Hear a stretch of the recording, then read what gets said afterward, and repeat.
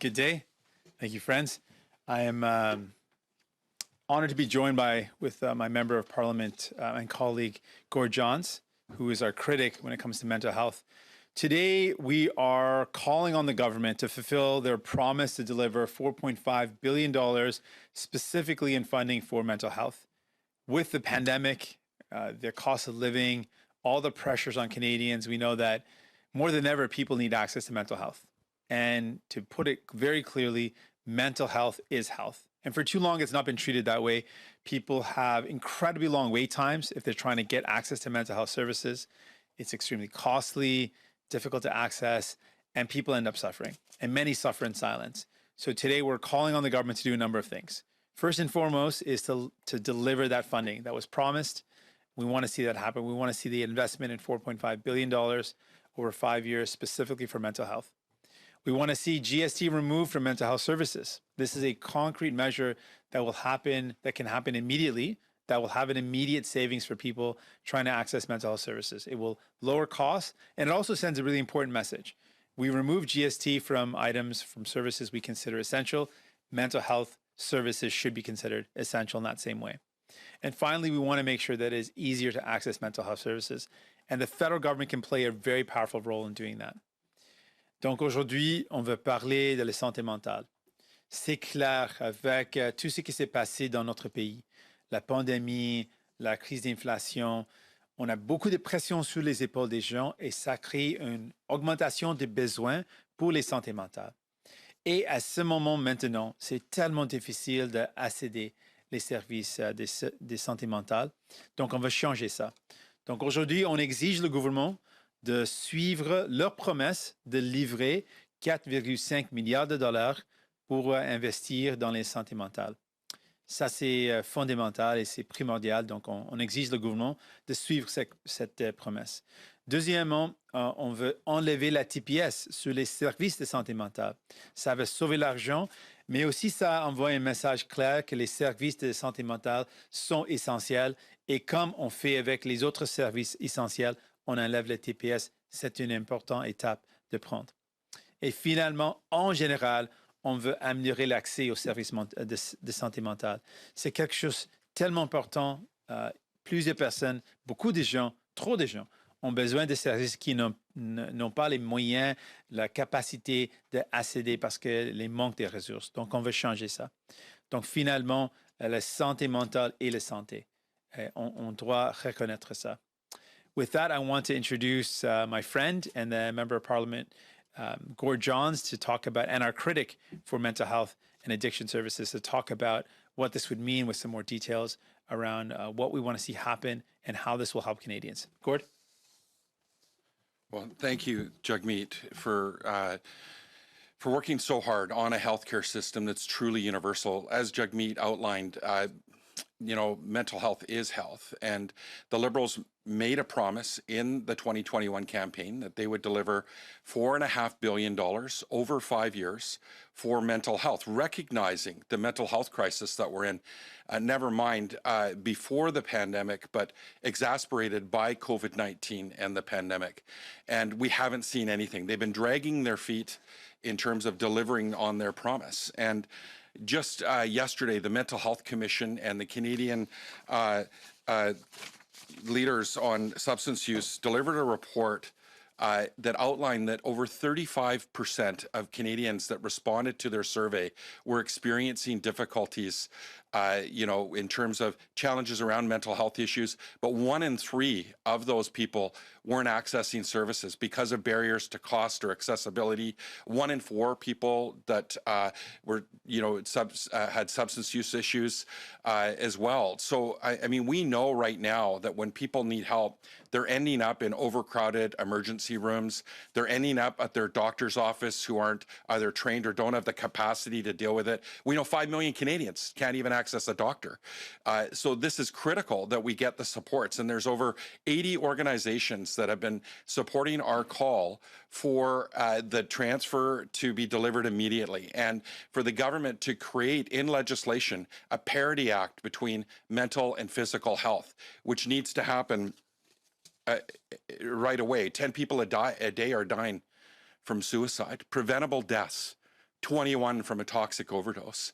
And this government is continuing to drag their feet. They have not fulfilled their promise. This is in the mandate letter for the Mental Health and Addictions Minister. And we know that we fall way behind other OECD countries. In fact, we're spending, depending on the province, between 5 and 7% on mental health supports and the territories, and the OECD average is around 12%. So we need the government to fulfill their promise so that we can even get up to parity with other countries in the OECD. And we know that nearly a quarter in 2020 of hospitalizations for people aged between 5 and 24 were there in the hospitalized for mental health issues.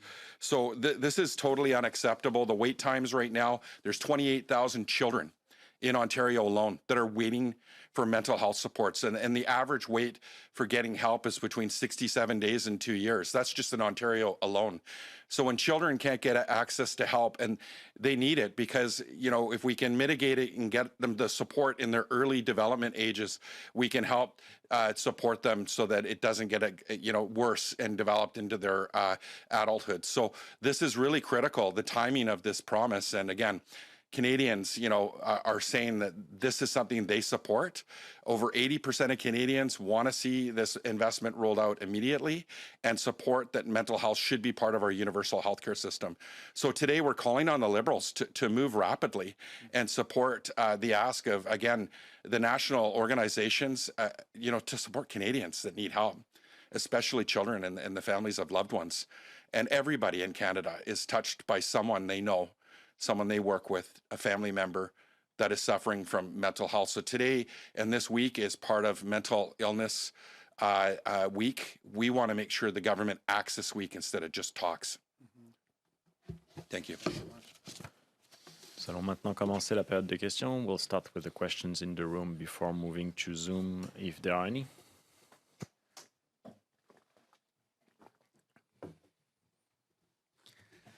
Hi, so I'll just ask a question about the announcement first. Sure. So Mr. Singh or Mr. Johns, so I guess help me understand, are you using the press conferences to raise awareness about mental health and the need for more details about the $4.5 billion? Are you presenting like a motion or a private member's bill? Or just maybe explain what you intend to do, how you intend to push for this. Yes. So there's a couple elements. First off, there is a motion that Gord Johns has presented. It's motion 67, and that's calling for parity to acknowledge that mental health should be treated just as important as or overall physical health. So that's a motion that Gord Johns has before Parliament, and that's something that we're pushing. But we're specifically today calling on the government during this week where we're reflecting on the importance of mental health and the impact of mental illness. We're calling on this government to stop delaying with their promise to deliver $4.5 billion for mental health services. We want to see that happen. That is a transfer of funds that will make a big difference in people's lives to be able to access mental health. That's our call, that's our demand. And we're using the awareness that's being generated this week as a time to say, you've waited this long, there's no reason for that delay. Let's see that investment made, and we're calling for that today. And in addition, we're calling for an additional ask, which is let's also remove the GST off of these services. That's an immediate support, takes some of the cost away, and it makes it easier to access. It also sends a clear message. We believe these are essential services. And that's something important that shows people we recognize the importance of mental health and accessing services. So these are our two clear asks that we're putting forward today. And maybe Gord can talk a bit about the motion that he's presented. Yeah, so I think Jagmeet did a pretty good job of outlining the legislation, but it is about calling on the government to develop a bill on parity between mental and physical health, and also that they roll out the $4.5 billion over 5 years immediately. We've been waiting. We've been asking questions in the House of Commons. We've been dragging them back to the House of Commons through late shows. Later today, we're going to be asking for an emergency debate on this issue. This is an emergency. This is a health emergency that's taking place in Canada. And we need the government to act, and we need the government to report back to Parliament, which is all identified in the motion. So, we need the government to move rapidly, and this is what we're doing today is we're using every tool possible to get people the help, because people are dying from preventable deaths and people are suffering that don't need to suffer. Absolutely. Okay, and just a different question. Sure. Global Affairs is recognizing that the situation in Afghanistan is continuing to deteriorate. So, a question to you, Mr. Singh: does it make sense for the Canadian government to keep engaging with the Taliban in talks in Doha, especially if the Taliban is not living up to its promise? So, should we continue to talk with them? I think it's clear and important that we do not recognize the Taliban as a government. And that's been the position that we've taken as a nation, the position that we support. We should not recognize the Taliban as official government. But when it comes down to our goals as New Democrats is to make sure we get people that have put their lives at risk, that have supported our troops, we find a way to get them to safety. And if that means having some meetings and having ongoing dialogue, then for the goal of securing the release and the safety of those that put their lives in risk to support our troops, yes, we should do that with that goal in mind. We should also continue to try to apply pressure to see this regime change their approach towards women, the oppression of women, the subjugation of people that live in Afghanistan. So we should try our best to use diplomatic means to see some change happen. And that's our approach on this. Oui. Donc, on ne reconnaît pas le Taliban comme gouvernement et c'est essentiel qu'on ne le reconnaît pas comme ça. Et on appuie, c'est la position maintenant du pays et c'est une position qu'on appuie. Mais si notre but, c'est d'aider les gens qui ont mis leur vie en péril pour aider nos forces canadiennes, donc les gens qui sont maintenant menacés, qui ne sont pas sécuritaires en Afghanistan, si le but c'est de sauver ces gens, de les aider, oui, on doit continuer de dialoguer, d'avoir des conversations pour essayer de les aider. C'est essentiel qu'on aide les gens qui nous avons aidés. Et deuxièmement, je crois profondément dans le processus de diplomatie pour encourager les changements. C'est clair que ce qui se passe en Afghanistan avec la subjugation des femmes et la brise des droits de la personne doit arrêter et on doit utiliser les outils qu'on a pour mettre la pression pour ces changements. Kevin Gallagher, CTV News. Mr. Singh, given yesterday's testimony from Hockey Canada, and of course today we found out that Hockey Quebec is trying to sever ties with its parent organization, what do you think the next step should be for Hockey Canada and perhaps for the federal government? Should there be a independent review of Hockey Canada and other sporting bodies? Should other provincial organizations perhaps follow Quebec Hockey's lead?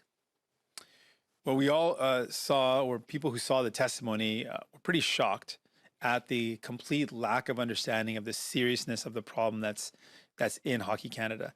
It was appalling, frankly, that those that testified on behalf of Hockey Canada were dismissing what happened as normal. It is not normal. It is disgusting, and it has to end. The culture that allows for violence against women, sexual assaults to continue is not permissible in any space and should not be given any space to breathe and should not be dismissed as normal. That I think was pretty shocking when Canadians heard that. So rightly so, people are appalled, people are upset, and we need to do everything we can to put pressure on Hockey Canada to change. It's clear right now that the leadership doesn't get it, and so calling for resignation of the leadership I think is appropriate, and we'll support that call. And we want to see action to end a culture that thinks it's okay to see violence against women continue. Oui. Après le témoignage du Hockey Canada, c'est clair que cet organisme ne comprend pas comment c'est sérieux ce qui s'est passé. Et c'est clair aussi qu'on essaie de dire que c'est normal, que les inconduites sexuelles sont normales, ça existe dans la société. Non. Ce n'est pas normal, c'est pas du tout normal et ça ne doit pas exister dans un organisme comme ça. Et on doit changer ça. Donc, c'est clair que l'appel pour la démission des têtes de cet organisme, c'est mérité. après ce qu'on a vu comme témoignage, ce qu'on a écouté. Donc, j'appuie cette demande d'émission de ces gens et j'appuie les demandes pour un changement de la culture et pour prendre des étapes nécessaires pour changer cet organisme parce que c'est clair que c'est un sport tellement important pour le pays, mais la culture qui permet ces actions doit arrêter et on doit éliminer tout ça. Follow up on a bit of a different subject. Tomorrow, after a class action lawsuit against major credit card companies, small businesses in Canada can make a choice to pass on a surcharge to customers. Of course, those businesses have been dealing with the fees of credit card companies and now those costs at a time right now when Canadians are already dealing with inflation. Those surcharges are likely to be passed on to customers, except for in Quebec, where there are stronger consumer protection. So should the federal government step in here and perhaps provide more protection for consumers and maybe relief for small businesses that have had to deal with these fees from large credit card companies? Absolutely. We've long been calling for a cap on merchant fees. And more than ever, that call, that demand, something we campaigned on, something that we've been calling for, is more pertinent and more important than ever. We know that for small businesses, these merchant fees charged by large credit card companies are very crippling, are very devastating. They cost a lot, they rack up. More and more people are using credit cards, and those fees are very difficult. It's a fixed cost that puts a lot of burden on small businesses. Actually, funny enough, Gord Johns, as our previous critic on this file, knows this very well. This is something that has definitely impacted small business, and something that we have full jurisdiction to control. We can cap those fees. We've called for a cap of 1%, something that boards of commerce, chambers of business across the country have said would be very beneficial to small businesses. And now, given the fact that the fee could be transferred or passed on to consumers, it's now become a very important consumer protection piece. So it goes beyond just supporting small businesses. Now it actually will support consumers as well. So absolutely, we think that the federal government should step up, do what we've called them to do, which is to put in place a cap on the fees that these companies can charge. There's a wide range often between companies and between businesses, what is charged. And again, that has a very significant impact on businesses. But now, given the squeeze that Canadians are experiencing with the cost of living that's going up, it will be an additional burden potentially on Canadians. So we absolutely need to cap these fees. And that's something that we'll continue to force this government to do. Fraser Needham, APTN National News. So I was wondering if you could maybe sort of outline some of the immediate supports that are needed in Indigenous communities, and then how much of this money you think should go to those communities. Just like when we talk about any health access question or lack of access, those communities that are marginalized are going to be even more heavily impacted. And when it comes to healthcare in general, we know that Indigenous communities have long faced an inequality when it comes to accessing healthcare. And that is exacerbated by any crisis in a particular area. So when it comes to mental health, that's another area where there are a significant lack of resources in general, but that's particularly felt by Indigenous communities. So we need to see a serious commitment to investing in mental health resources and supports in Indigenous communities. There's been many communities that have faced serious crises around suicide.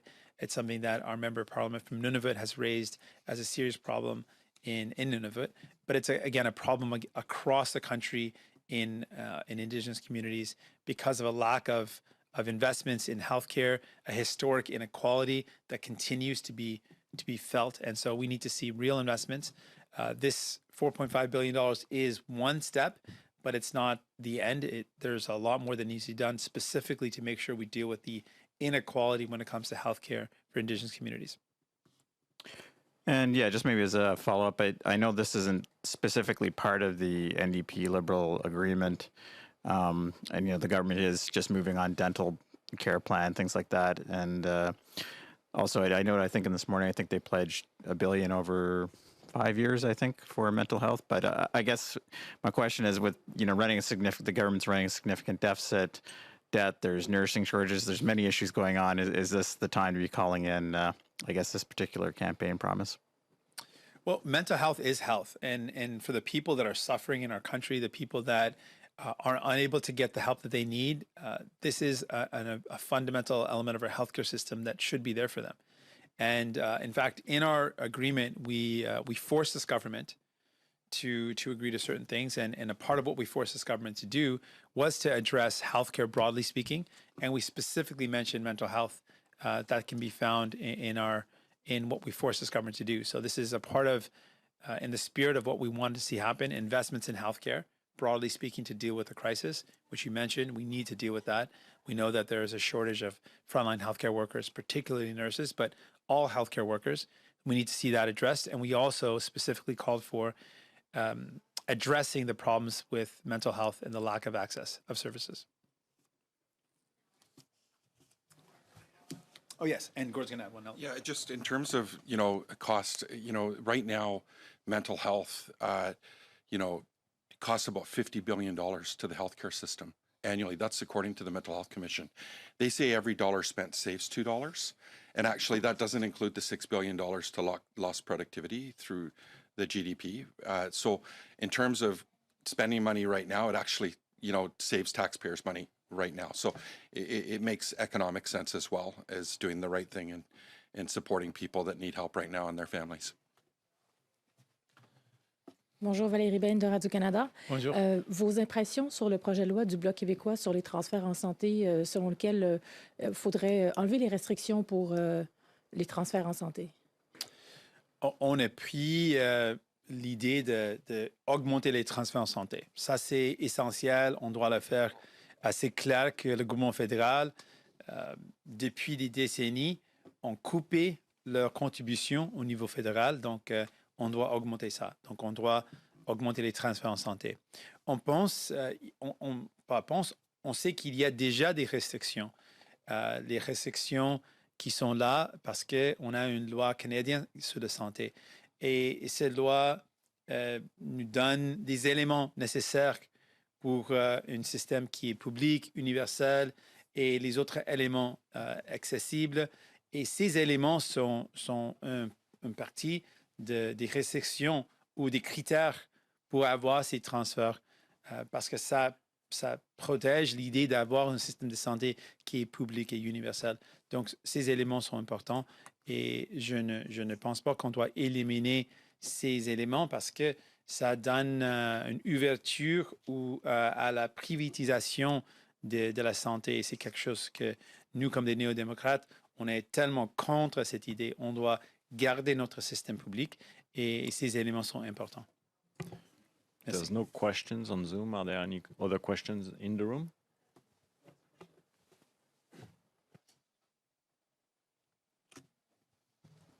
Can I ask a question about Nikki Ashton and her attendance? We've noticed that, she hasn't been in the House. She's been appearing virtually. What's your views on that? Shouldn't MPs in this time where, a lot of pandemic restrictions have been lifted, show up in the House, show up for work? Well, we understand how it is a difficult time for a lot of Canadians who have been working from home and now have to go back to the office, and there's challenges there. We want to create an environment where people can access the House of Commons, provide representation for their communities, and so we've supported the idea of virtual parliament, and we'll continue to support that. We understand, though, that there's difficult challenges for a lot of Canadians, and we're very understanding of that, and that's why we're going to continue to look at ways where we can support better workplace safety, more flexibility for workers, and supports for workers. We're a workers' party, and we'll always be concerned about workplace issues. Every Canadian has the option of, tuning in from home. So is there a reason or explanation why Ms. Ashton isn't showing up here? Remember, Parliament has a dual role, one to be in their constituents, in their communities, to serve their communities, provide them with the services. And that's one reason why members of Parliament are in their ridings. And they have a dual role of also being present in Ottawa. And we have a flexibility for our members of Parliament to use the virtual Parliament. And particularly for young families, it's something that I think is an important flexibility. And that's something that's available to those members. Thank you. Thank you, Merci. Merci. Thank you very much. Cheers.